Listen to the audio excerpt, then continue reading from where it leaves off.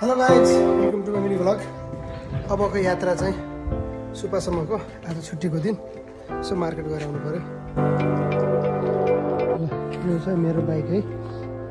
बाइकमा चाहिँ ब्याग राखेँ, टक्क लाग्यो। आज मौसम सफा छ, मस्त लागिरहेको छ है। टक्क झिल्के भएर म चाहिँ कुदाउँदै आएको छु। यहाँनिर चाहिँ बाटो खुलेको रहेछ।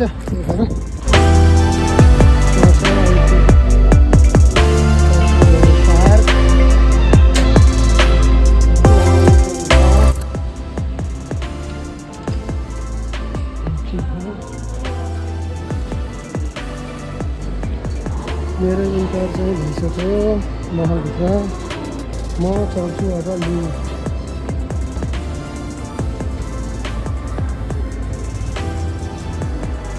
माथिबाट तलको भ्यूहरू एकदमै राम्रो देखेको छ है।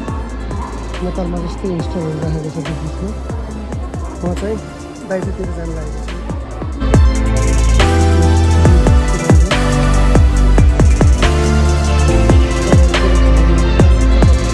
माथि पनि झुलिनु है, यो हेर्दै हिँडेँ म चाहिँ अगाडि।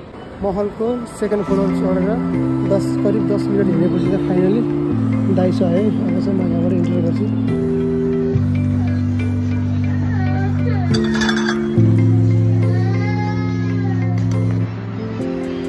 ल, अलिअलि कुमेर गरेर दाइसोबाट निस्केको अवस्था है त।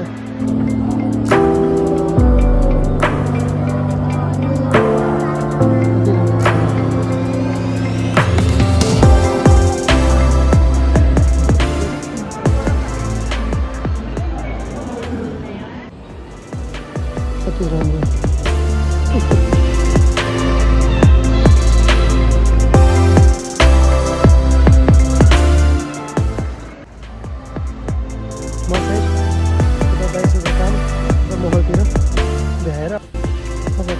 मेरो सागसब्जी चामल किन्नु पर्यो है। नेपालमा जापानमा चाहिँ यस्तो ट्रली हुन्छ होइन। ट्रलीमा चाहिँ सकेपछि हाल्यो, अनि हालेपछि यताको मासु खुल्छ, हामी त्यसरी निकाल्नु लिएर जानु। आउँदाखेरि चाहिँ यहीँ छोडिदिने है त। त्यस्तो सिस्टम छ यहाँ। दुईवटा टोकरी हालेँ, अगाडि बढेँ।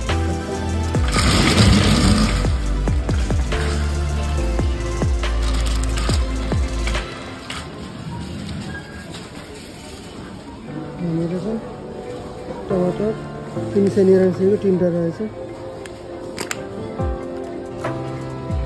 लसुन 3टालाई 120, साग एउटाको 139,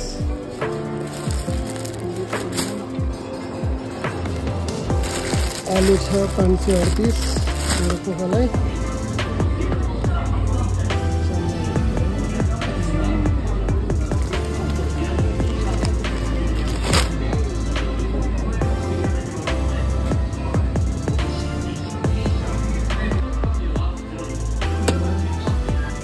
बिहान दुसित खानको लागि नास्ता है, खाएर काममा जानको लागि एउटा यो लिएँ।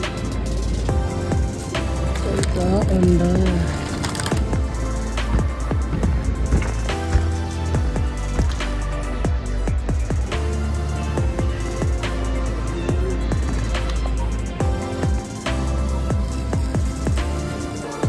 मेरो टोटल बिल आएको छ 8,332 को।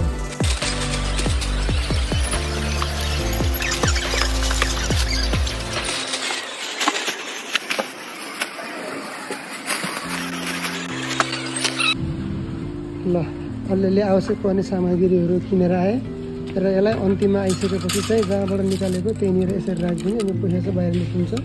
अनि यसरी बोक्ने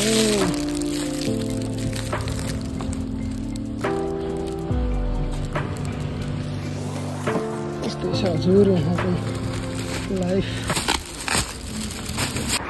फाइनली आजको लागि चाहिँ किनमेल गरेर सकिसकेको अवस्था छ। अनि यसो रुमतिर फर्किनु लागेको है त अब।